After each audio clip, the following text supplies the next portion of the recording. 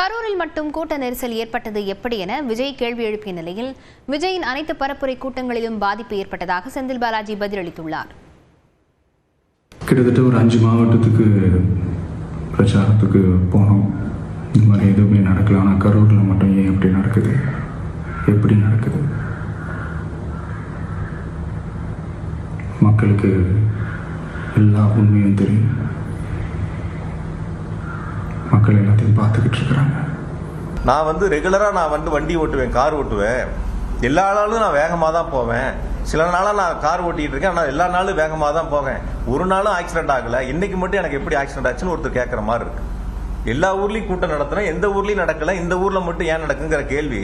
நான் எல்லா நாளும் வண்டி ஓட்டுறேன், வேகமாக தான் ஓட்டுறேன்.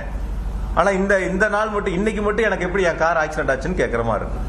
எல்லா ஊர்லேயும் எவ்வளோ பேர் மயக்கம் அடைஞ்சாங்க, எவ்வளோ பேர் மருத்துவமனையில் அனுமதிக்கப்பட்டாங்க.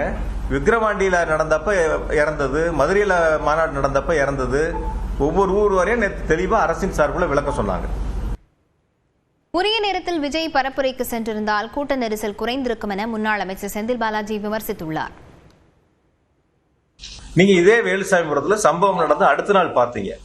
எனக்கு தெரிஞ்சு ஒரு 1000-2000 செருப்புகள் அங்க இருந்திருக்கும். ஒரு எம்டி தண்ணி பாட்டில் ஏதாவது ஒண்ணு அந்த இடத்துல இருந்துச்சு. நீங்க யாராவது பாத்தீங்களா? ஒரு குடிச்சா தண்ணி பாட்டில், எம்டி பாட்டில் கீழே தானே கிடக்கும். செருப்பு எப்படி கீழே கிடந்துச்சு அதுதானே இருக்கும். வந்திருக்கக்கூடியவங்களுக்கு ஒரு குடிநீர் ஏற்பாடோ அல்லது அவங்களுக்கு தேவையான ஒரு பிஸ்கட்டோ அல்லது அவங்களுக்கு தேவையான வசதிகள் செய்வது அந்தந்த அரசியல் கட்சியினுடைய அவங்க தான் ஏற்பாடு செய்யணும். யார் கூட்டம் நடத்துறாங்களோ அவங்க தான் ஏற்பாடு செய்யணும். இதை நான் குறைகளா சொல்லலை, திரும்பவும் சொல்லலை, நான் குறைகளா சொல்லலை. அவர்கள் அந்த இடங்கள்ல அது செய்திருக்க வேண்டும். தண்ணி வசதினா ஒரு 11 மணிக்கு கூட்டம் அப்படின்னு சொல்றாங்க, இல்ல 12 மணிக்கு பேசுறதா பொதுச்செயலாளருடைய பேட்டி நீங்களே பத்திரிகையிலையும் தொலைக்காட்சியிலையும் போட்டிருக்கிறீங்க. 12 மணிக்கு நடக்க வேண்டிய கூட்டங்கள் 11 மணிக்கு வருகை இருந்திருக்காங்க. 10 மணில இருந்து வர ஆரம்பிச்சிட்டாங்க. என்னை பொறுத்த வரைக்கும், நான் கேட்ட வரைக்கும், விசாரித்த வரைக்கும் 4 மணிக்கு அந்த இடங்கள்ல ஒரு 5000 பேர் இருந்திருப்பாங்க அப்படின்னு தான் பொதுவான கருத்து. சில பேர் உங்ககிட்ட கூட நானும் பேசினேன், எவ்வளவு பேர் இருந்தாங்கன்னு கேட்கும்போது கூட நீங்க சொன்னீங்க 4000 ஒரு 5000 பேர் இருக்கும். அப்ப அந்த குறித்த நேரத்தில் அந்த கூட்டங்கள் நடந்திருந்தாலோ அல்லது 12 மணிக்கு சொல்லி ஒரு 4 மணிக்கு நடந்திருந்தாலோ இது போன்ற ஒரு அசம்பாவிதங்கள் நடந்திருக்காது அப்படிங்கிறது பொதுமக்களுடைய கருத்தா இருக்கு. விஜயின் அடுத்த 2 வாரங்களுக்கான மக்கள் சந்திப்பு நிகழ்ச்சிகள் ஒத்திவைக்கப்படுவதாக தாவேக தலைமை அறிவித்துள்ளது. இது தொடர்பாக எக்ஸ் பக்கத்தில் பதிவிட்டுள்ள தாவேக தலைமை, சொந்தங்களை இழந்த வேதனையிலும் வருத்தத்திலும் இருப்பதாகவும், இதனால் தாவேக தலைவர் விஜயின் அடுத்த 2 வாரங்களுக்கான மக்கள் சந்திப்பு நிகழ்ச்சிகள் தற்காலிகமாக ஒத்திவைக்கப்படுவதாகவும் தெரிவித்துள்ளார். மக்கள் சந்திப்பு தொடர்பான புதிய விவரங்கள் விரைவில் அறிவிக்கப்படும் எனவும் விஜயின் ஒப்புதலோடு இதனை தெரிவித்துக் கொள்வதாகவும் தாவேக தலைமை குறிப்பிட்டுள்ளது.